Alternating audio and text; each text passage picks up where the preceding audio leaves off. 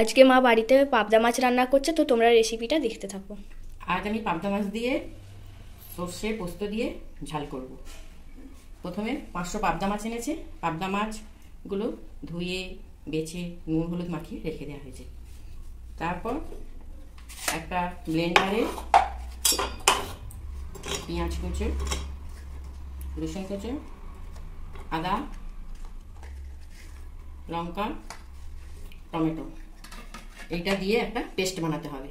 আমি এটা পেস্টটা বানিয়ে আনছি। প্রথমে কড়াতে সর্ষের তেল দিয়ে দিলাম। সর্ষের তেলটা একটু গরম হোক, তারপর মাছগুলো দেবো। এই মাছটা সর্ষের তেলে করতে হয়। একটু নুন দিয়ে দিলাম, মাছটা যাতে না আটকায়।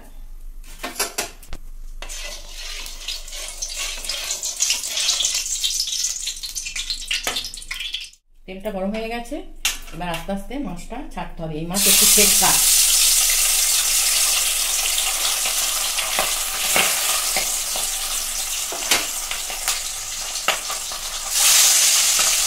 আমি দুটো দুটো করে মাছ ভেজে নিচ্ছি।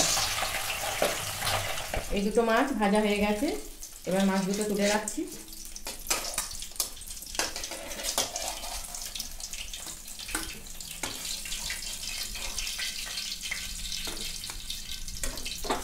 আবার দুটো মাছ ছেড়ে দিচ্ছি।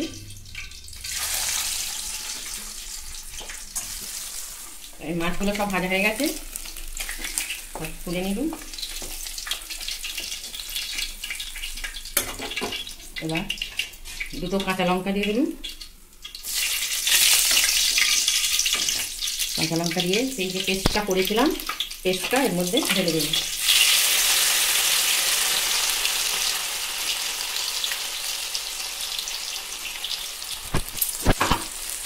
এই পেস্টটা মিনিটখানে কষতে হবে। এই যে এটা আমার কষানো হয়ে গেছে। এবার এর মধ্যে একটু নুন, পরিমাণ মতো নুন, সামান্য চিনি, মশলাটা ব্যালেন্স করার জন্য।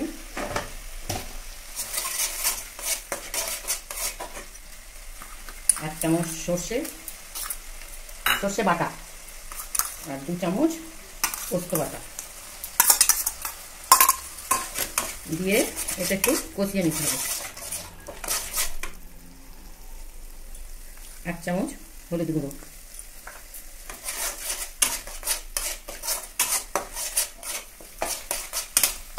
এবার এতে কিছুটা জল ঢেলে দেবো। এই ব্লেন্ডারের জলটা আমি দিয়ে দিলাম।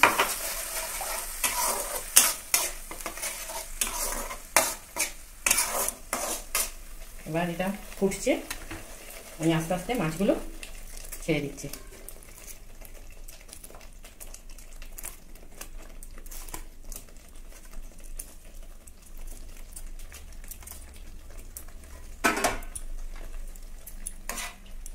মাছগুলো ছেড়ে দিয়ে এবার আস্তে আস্তে মাছগুলো উল্টিয়ে দিতে হবে। খুব বেশি মাছগুলো ফোটালে তোমার ভেঙে যাওয়ার ভয় থাকবে। একটু ফুটে উঠলে আমি এবার নামিয়ে নেব। এরকম হয়ে গেছে। এবার এটা গ্যাসটা অফ করে দিব, দিয়ে সরিয়ে দিব।